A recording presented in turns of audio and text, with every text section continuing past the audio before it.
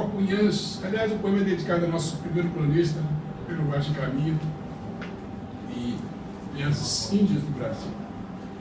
E diz assim: ó Cunhãs, ó indiazinhas em flor, quisera ser o vosso Pedro Vaz, cronista das vergonhas saradias, naufragar nestas índias do ocidente, cheio de fantasias orientais, ser vosso fauno sem remedir, cevado, ai de mim, aipim e cauim, até me converter num querubim, e numa patuscada bem pagã, o Banacã ao fundo do atabaque, oferecer o corpo em holocausto, para sentir com a graça de Tupã os vossos dentes me mascando a carne.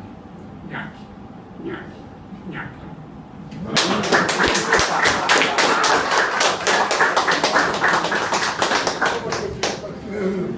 Bom, só queria lembrar que na Grécia antiga, do paganismo, havia um altar do Deus desconhecido. Ele até algum Deus que eles não conhecessem já estava preparado lá também. Mas, enfim, se vocês, por favor, não. Quero. Jorge, nasci católico e fluminense. Sou espírita e flamenguista.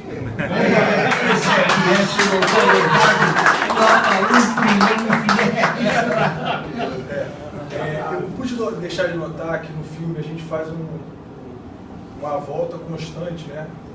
Uma aparição constante na intolerância do radicalismo muçulmano, né? Do radicalismo. Não seria talvez o fanatismo a chave da intolerância? Por que eu digo isso? Porque eu já tive experiências, né, quando estudando no Santo Inácio, tive a oportunidade de ir lá para o celibatismo, né? E aí, quando me ocorreu, entre as muitas perguntas que um jovem jesuíta faz ao padre em questão, me ocorreu, eu tinha uma namoradinha na época, e ele me passou a informação de que eu teria que ter meus votos para Cristo. Naquele momento eu desisti de prosseguir naquele feito e vim para um outro caminho, né?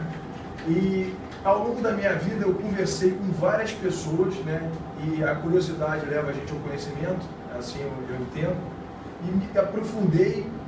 Hoje eu tive a certeza que não me aprofundei o suficiente, porque você é uma enciclopédia de conhecimento. Fiquei felicitado por ter o Afonso me convidado para estar aqui hoje. Te confesso que não sabia que o tema era esse, vim para prestigiar um amigo, fiquei maravilhado com o conhecimento que você passou para a gente, tamanha historiedade que você tem, e eu me pergunto, com inconstância, quando você para conversar com um batista fanático, ou um cristão fanático, ou um muçulmano fanático, ou um judeu fanático, estou botando no extremismo, eles tentam constantemente doutrinar você para que a doutrina deles. E o contraditório é visto como o diabo. Eu vou generalizar, tá? É visto como o diabo. E a aceitação, no meu modo de ver, que é a educação, que parte da educação e da tolerância, é que eu acho que é o caminho pelo qual o ser humano deve seguir. Minha mãe sempre me deu alguns conselhos que eu levo para a minha eternidade, né? Amar o próximo como a ti mesmo, né? O teu respeito, o seu limite do teu respeito é o começo do próximo, né? E você colhe o que você planta, né? E são os meus ensinamentos doutrinários pela educação que a minha mãe me deu. Tento botá-los em prática da melhor forma possível. Mas fico vendo, me chamou a atenção que a gente fez uma reflexologia na chamada em relação à intolerância muçulmana, pelo radicalismo, pela tirar a vida, né, pelas as fotos chocantes, né, para chamar a gente para essa questão. E te pergunto, não só esse radicalismo, mas os outros extremismos, né? Olha, uma pergunta profundíssima, eu queria que você acrescentasse também depois, porque é o seguinte: Dostoiévski irradiava Jesus de Nazaré o tempo todo. No livro Irmãos Karamazov, tem um dos irmãos que chama-se Alyosha. Ele é um monge, ele tem um pesadelo. E ele chega, o pesadelo é o seguinte: Jesus voltou à Terra e a Inquisição o pegou. Durante meses ele é interrogado, tortura e tudo, e o chefe inquisidor no final diz assim: você nos deu um trabalho tremendo, você é mesmo Jesus de Nazaré, por isso mesmo que você vai para a fogueira agora. Então a manipulação das religiões é contínua.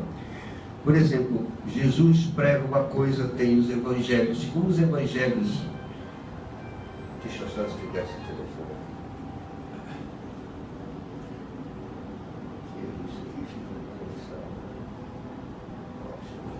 Aí, olha, Jesus de Nazaré falece. Depois é São Paulo, mesmo São Paulo tem essa história de contradição. Ele era um judeu de alta hierarquia a serviço de Roma. Ele massacrava cristãos, a ordem, tá? Então, ele tinha visto o apedrejamento do São Estevão, acho que é Santo Estevão. E ele ficou muito impressionado porque o São Estevão ficava perdoando as pessoas que o apedrejavam. Mas tudo bem, ele está a cavalo indo para Damasco, na Síria. Olha que coisa incrível, ele ouviu uma voz chamar ele. Saulo, quando ele era preso, diz Paulo, já muda o nome. E a voz diz assim, por que me persegues tanto? É a voz de Jesus, ele se transforma-se em cristão. A manipulação, logo, por exemplo, Roma, quando absorve, eles matavam os cristãos. De repente, o imperador Constantino vê que não, então é o maior partido aqui, né? Esse partido, o PT, sei lá, também vai para o poder. Mas nós precisamos agradar o eleitorado de quem? Por exemplo, nas pregações de Jesus até então, era assim, as pessoas se reuniam, rezavam o Pai Nosso, que foi ensinado por Jesus de Nazaré, e logo se perdoavam, se beijavam, e era isso.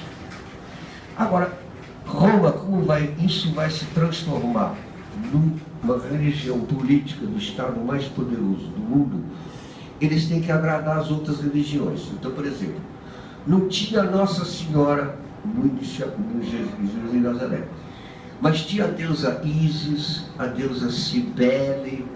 Então vamos acoplar essas deusas, né? Ísis, né? Imagina, Ísis não é Estados Unidos, que é a deusa Ísis mesmo lá no Egito, né? Então vamos acoplar e vira Virgem Maria, pronto. Tinha um outro partido religioso poderoso,